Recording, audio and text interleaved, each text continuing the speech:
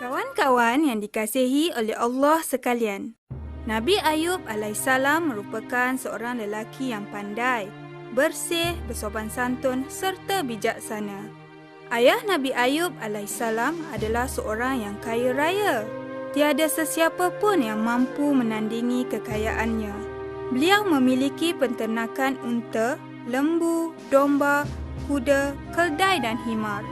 Allah Subhanahu Wa Taala telah mengutuskan Nabi Ayub alaihissalam kepada kaumnya, yakni penduduk Hauran dan Tih.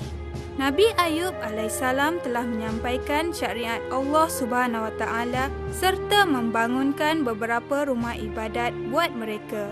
Walaupun baginda hidup dalam serba kemewahan dan kekayaan, Nabi Ayub alaihissalam tidak pernah lupa diri.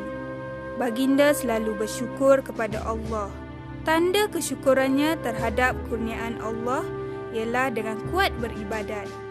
Bukan itu sahaja, malah Nabi Ayub alaihissalam turut mengasingkan sebahagian dari harta kekayaannya untuk orang-orang yang memerlukan dan fakir miskin. Terima kasih. Sesungguhnya Allah sahaja yang dapat membalas kebaikanmu. Dengan izin Allah Subhanahu Wa Taala, iblis membakar dan merosakkan semua harta kekayaan Nabi Ayub alaihissalam. Lalu ia bertemu dengan Nabi Ayub alaihissalam yang ketika itu sedang bersolat dan menyampaikan berita tersebut. Nabi Ayub alaihissalam menjawab dengan tenang setelah baginda selesai solat. Alhamdulillah, Dia yang telah memberikan kurnia lalu mengambilnya pula dari saya. Iblis merasa hampa. Percubaan pertamanya gagal. Namun, ia tidak mengalah. Iblis telah membunuh kesemua anak Nabi Ayub alaihissalam ketika mereka sedang berkumpul untuk menjamu selera. Pada sangkaannya, kali ini dia pasti berjaya memperdayakan Nabi Ayub alaihissalam. Hai iblis terkutuk, Alhamdulillah, Dia yang telah memberi dan mengambilnya pula dari saya. Semua harta dan anak adalah fitnah untuk lelaki dan wanita. Maka Dia, yakni Allah, mengambilnya dari saya sehingga saya dapat bersabar lagi, tenang untuk beribadah kepada Tuhan saya. Kawan-kawan sekalian, iblis tidak putus-putus mencari jalan untuk memperdayakan Nabi Ayub alaihissalam. Pada suatu hari, iblis kembali lagi. Dilihatnya Nabi Ayub alaihissalam sedang bersolat.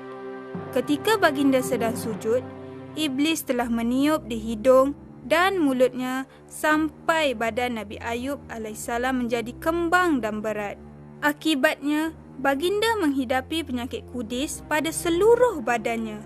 Bahkan mengalir darah bercampur nanah serta berulat yang berjatuhan dari kudis di badannya itu. Engkau jangan khawatir, wahai suamiku. Sesungguhnya saya tidak akan meninggalkan engkau selama hayat di kandung badan. Penderitaan Nabi Ayub alaihissalam tidak berhenti di situ sahaja. Penyakit yang dialaminya begitu lama sehingga baginda tidak mampu untuk duduk. Tubuh badannya juga berbau busuk. Baginda dan isterinya telah dihalau oleh penduduk kampung. Keluar engkau dari sini, wahai Ayub. Sesungguhnya penyakitmu itu amat berbahaya. Mereka khawatir penyakit Nabi Ayub alaihissalam akan menjangkiti mereka. Dengan hati yang hiba, Siti Rahmah membawa Nabi Ayub alaihissalam yang didukung di belakangnya ke suatu tempat yang jauh dari orang. Siti Rahmah menjaga baginda dengan penuh kesabaran dan kasih sayang. Setiap ulat yang terjatuh dari badannya diambil dan diletakkan kembali di badannya sehingga tidak ada lagi daging untuk dimakan. Yang tinggal hanyalah hati dan lidahnya sahaja. Maka ulat-ulat itu saling memakan di antara mereka hingga tinggal 2 ekor ulat sahaja.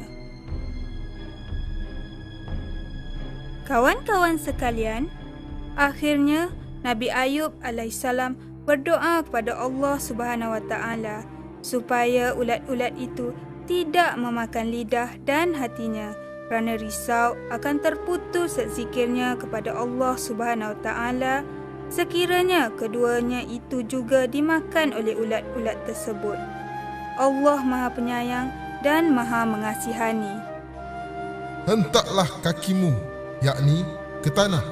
Inilah air sejuk yang segar untuk mandi dan minum. Surah Sad ayat 42. Tanpa berlengah, baginda terus mengikut perintah Allah itu. Maka dihentakkan kakinya. Lantas keluarlah air yang panas dari kaki kanannya. Lalu dibuat mandi. Dari kaki kirinya pula keluarlah air yang sejuk dan diminumnya air tersebut.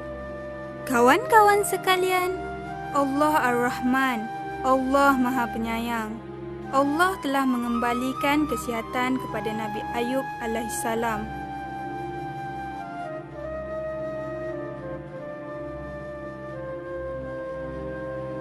Pengajaran yang boleh didapati dari sirah Nabi Ayub alaihissalam ini ialah: yang pertama, walaupun Nabi Ayub alaihissalam seorang yang kaya raya, tetapi baginda tidak pernah sombong. Malah baginda sentiasa bersyukur kepada Allah. Tanda kesyukuran baginda kepada Allah adalah dengan selalu beribadat dan bersedekah kepada orang yang memerlukannya. Yang kedua, ketabahan dan kesabaran Nabi Ayub alaihissalam wajar kita contohi. Walau diuji dengan penderitaan yang sangat dahsyat, namun baginda tidak pernah menyalahkan Allah. Bahkan baginda sentiasa bersyukur dan berzikir kepada Allah. Yang ketiga, begitu juga dengan Siti Rahmah, yakni isteri baginda, yang begitu tabah dan sabar menghadapi ujian yang Allah Subhanahu Wa Taala berikan bersama-sama suaminya.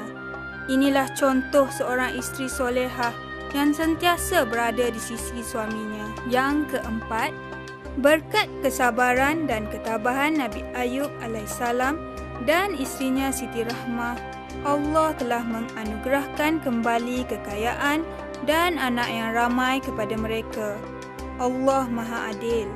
Setiap perkara yang diuji oleh Allah Subhanahu Wa Taala pasti ada hikmah di sebaliknya. Dan yang kelima, sebagai hamba Allah, haruslah kita menerima setiap ujian itu dengan hati yang terbuka dan berdoalah selalu kepadanya agar dapat kita menghadapinya dengan tenang. Sesungguhnya Allah Subhanahu Wa Taala tidak sekali-kali menzalimi hamba-Nya walau sebesar zarah sekalipun. Sekian dahulu sirah Nabi Yusuf alaihissalam dan Nabi Ayub alaihissalam. Menarik kan cerita-cerita Nabi Allah ini? Jangan lupa untuk mengikuti sirah yang seterusnya dalam jilid ke-6, sirah Nabi Zulkifli alaihissalam dan Nabi Yunus alaihissalam.